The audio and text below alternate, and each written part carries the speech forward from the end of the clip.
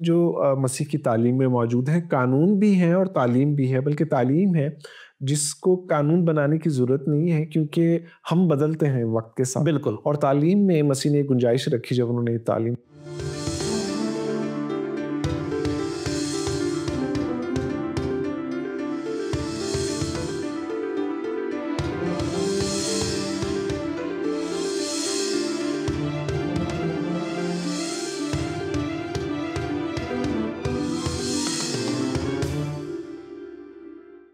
नाज़रीन, आपकी पसंदीदा प्रोग्राम सच का सफ़र में एक मरतबा फिर आपकी खिदमत में हाजिर हैं। ब्रदर सैमुअल हमारे साथ मौजूद हैं, उन्हें वेलकम कहते हैं। और आपको थैंक सीरीज़ सर शरीयत और फ़ज़ल, यू। जी। और उसमें एक मरतबा फिर आप हमारे साथ हैं, आपने वक्त निकाला कि यहाँ पर आएँ। और प्रोग्राम शुरू करने से पहले सर मैं छोटी सी तहकीक कर रहा था और समझ में आ रहा था कि आप ये बोझ क्यों महसूस करते हैं। मैं हज़रत पौलुस रसूल की ज़िंदगी में ये बोझ को देख रहा था और रसूलों के अमाल में भी ज़िक्र है। अगलतियों की कलीसिया में ख़ास तौर पर वो उन भाइयों को याद करते हैं जो भाइयों में से हैं, जो यरूशलेम से उनके पीछे-पीछे आते हैं और जहाँ-जहाँ जाते हैं वो उनको तकलीफ़ पहुँचाते हैं।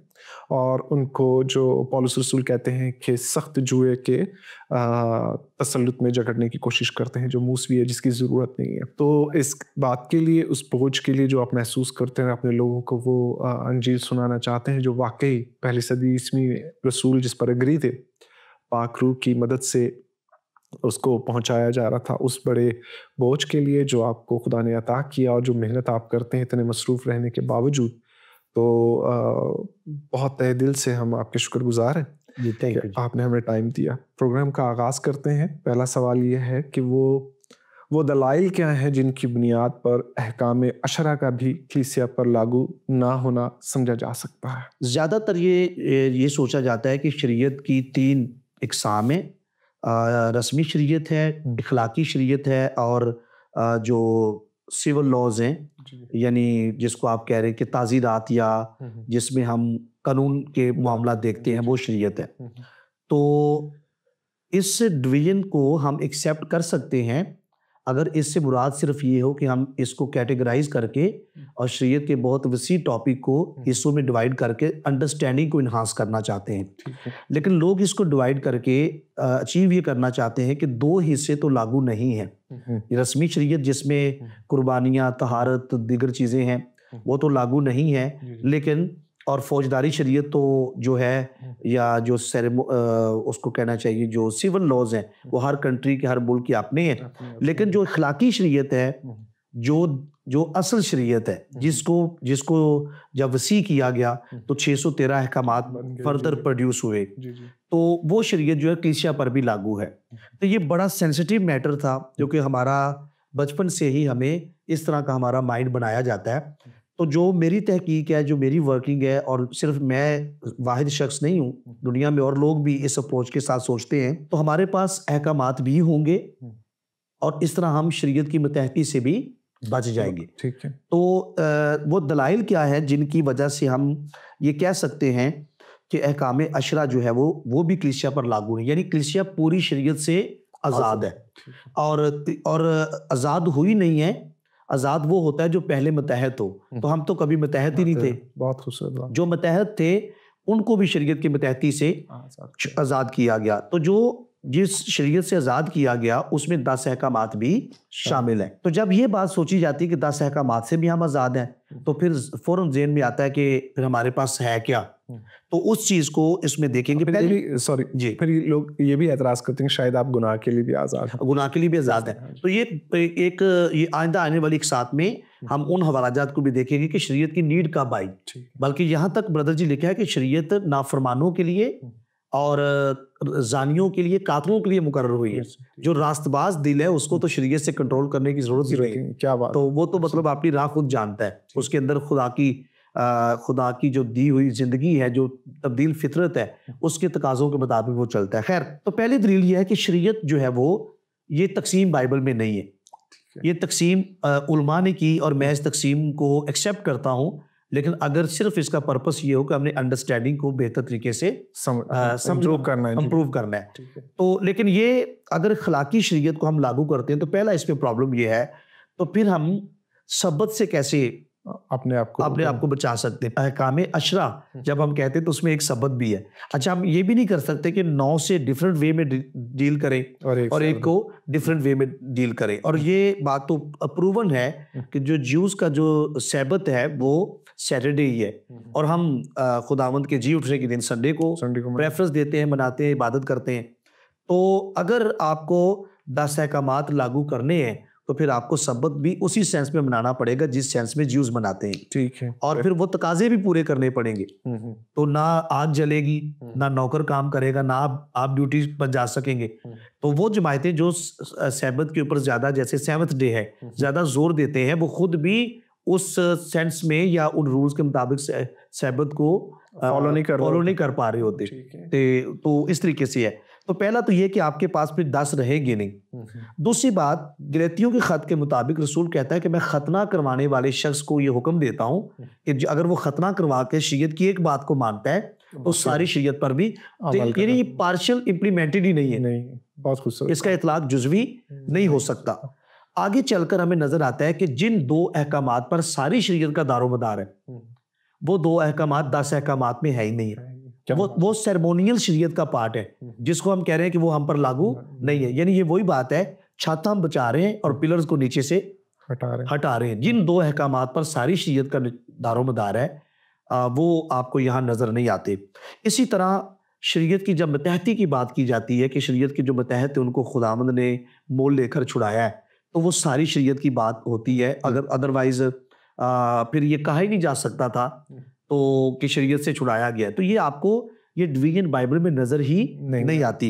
और फिर शरीयत जो है वो मसीह शरीयत का अंजाम है। तो मसीह ने आधी शरीयत को पूरा नहीं किया, पूरी शरीयत, उसने हमारे लिए पूरी शरीयत को पूरा किया। क्या बात। तो इस क्वेश्चन के आंसर में मैं एक रेफरेंस पढ़ना चाहूंगा जी प्लीज, कि हमें बाइबल में हवाला भी मिलता है जिससे हम इजीली ट्रेस कर सकते हैं कि हम जो है वो सारी शरीयत से आजाद किए गए हैं। अच्छा, कुछ तो हवाला जात ऐसे हैं, मेरे एक दोस्त से जब मेरी बात हुई तो उसने कहा कि मैं इस खत को पढ़ूंगा ही नहीं।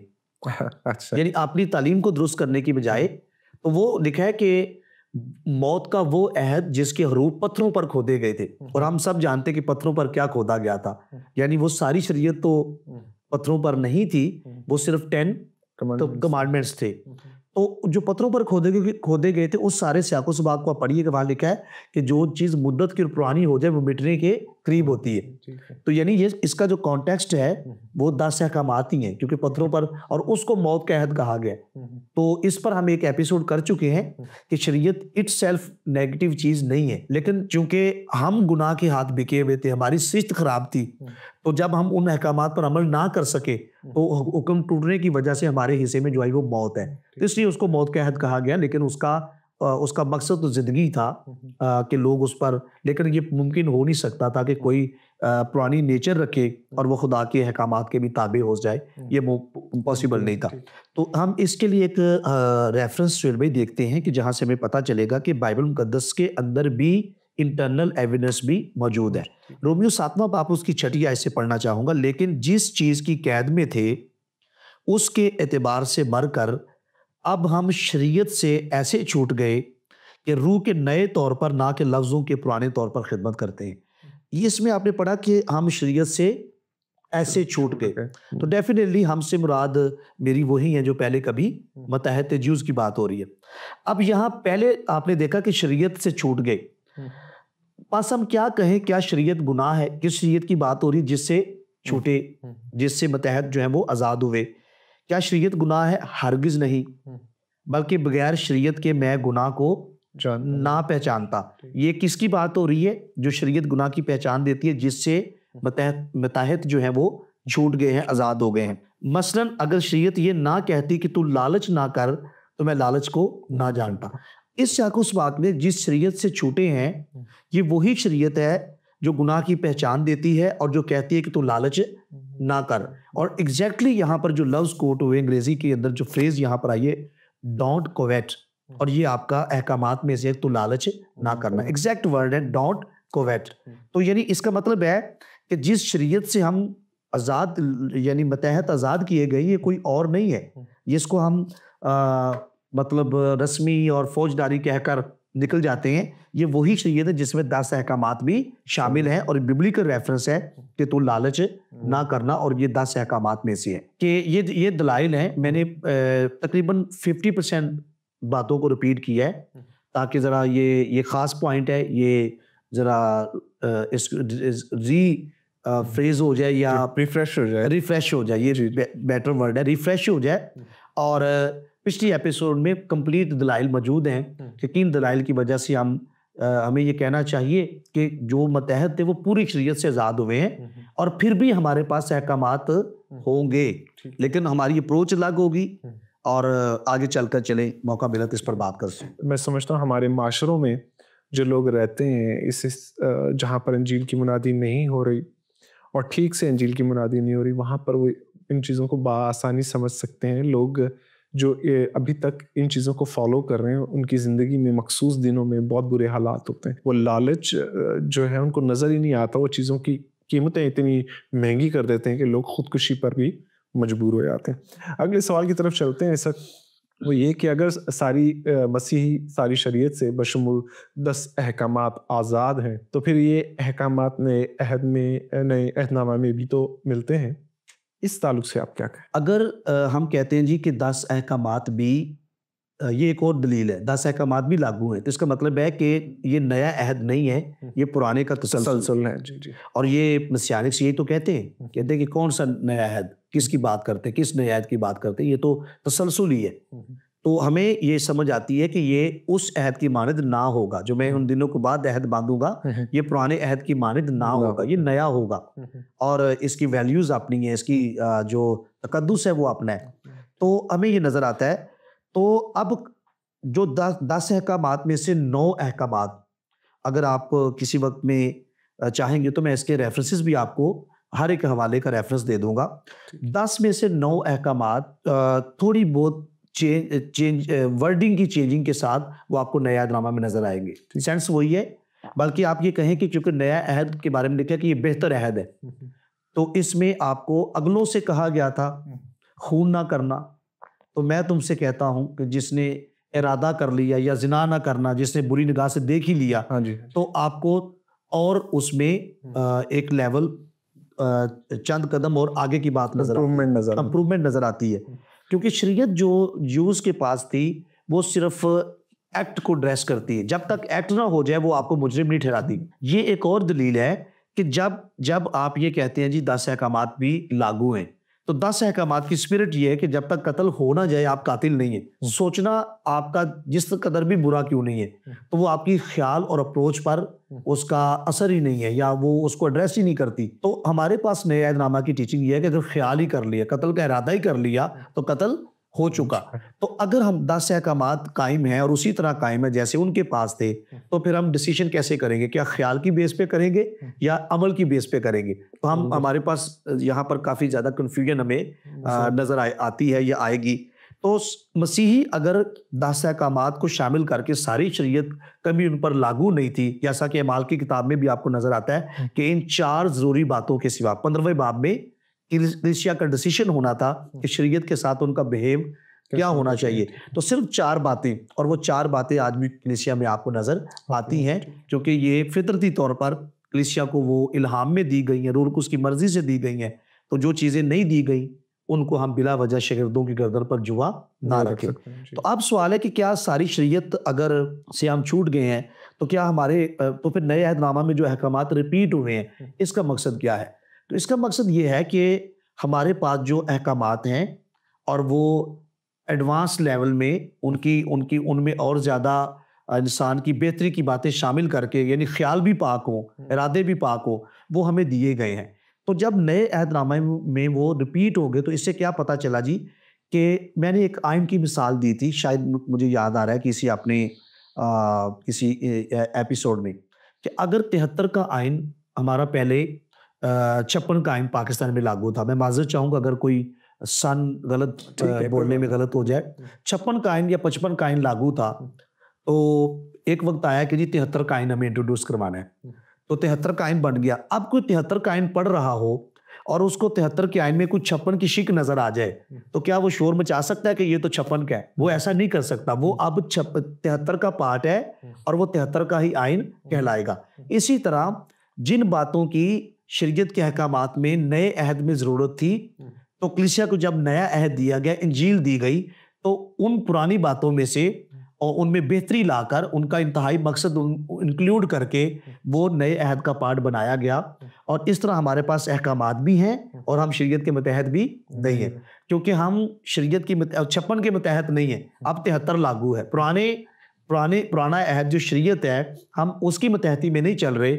उसमें से जो अहद देने वाले को, खुदावंद को बेहतर लगा, उसने वो अहकामात नए अहद का पार्ट बनाकर हम अब उन अहकामात को नए अहद की स्पिरिट में मानते हैं, तो पुराने अहद के तसलसल के तौर पर नहीं है। तो इस तरह से हमारे पास अहकामात भी हैं जो नए अहदनामा में रिपीट हुए हैं और हम शरीयत के मतहत भी नहीं है। तो अगर हम उन 10 को लागू कर देंगे तो इट मीन्स कि हम शरीयत से कभी आज़ाद किए ही नहीं गए।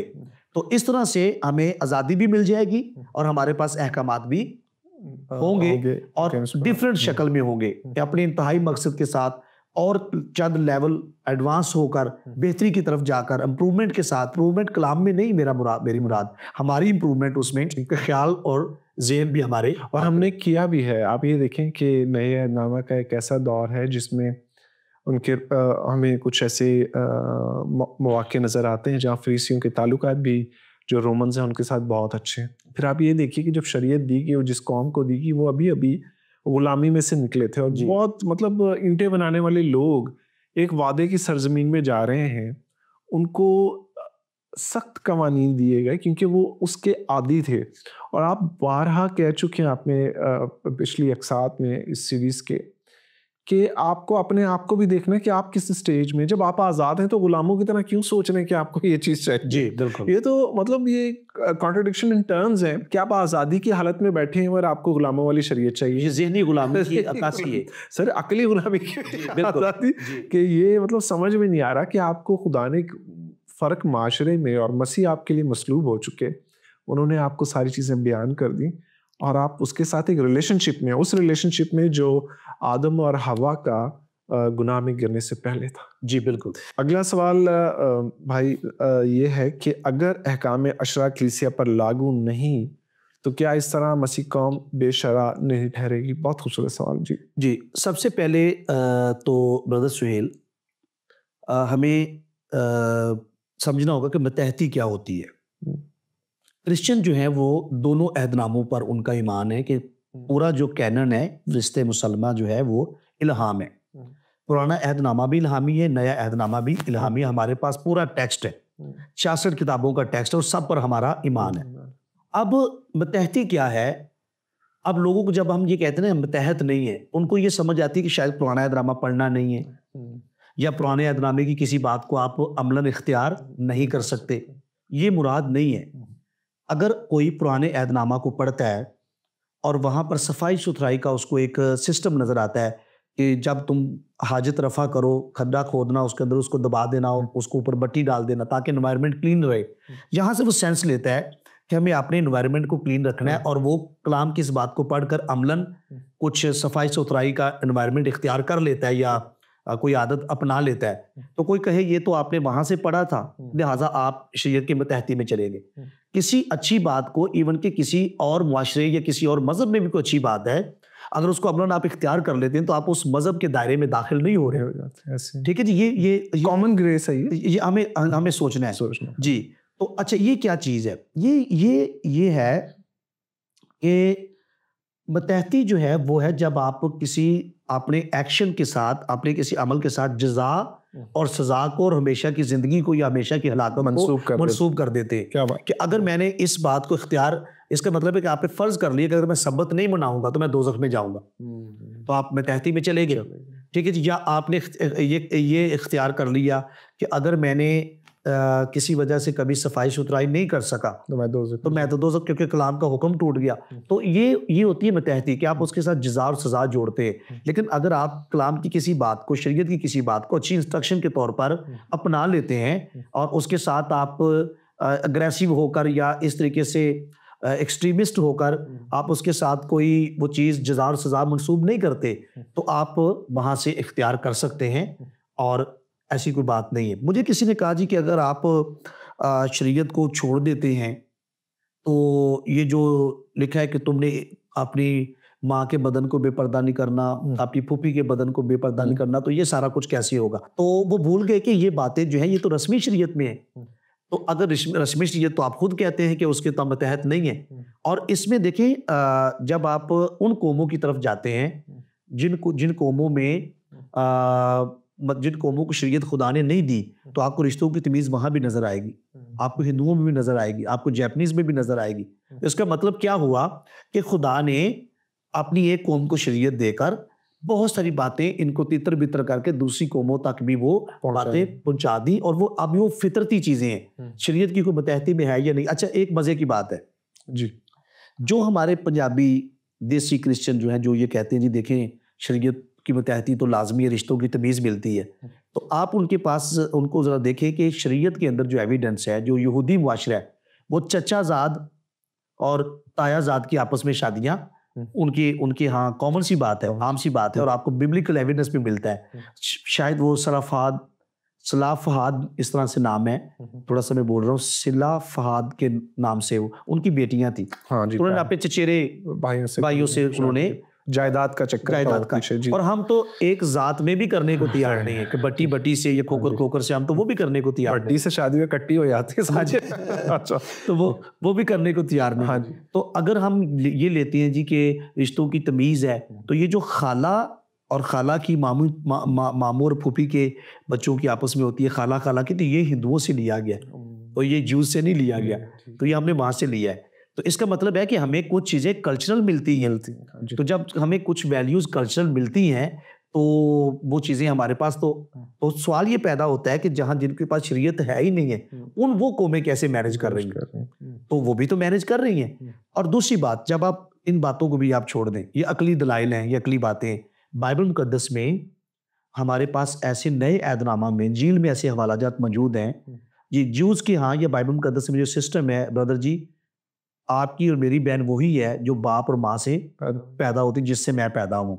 लेकिन नए ऐदनामा में आपके ये लिखा हुआ है कि ईमानदार दूसरी ईमानदार औरत को, जवान औरत को कमाल पकीजगी से बहन जानकर, तो देखिए बहन का दायरा ही नए ऐदनामा में वसी हो गया।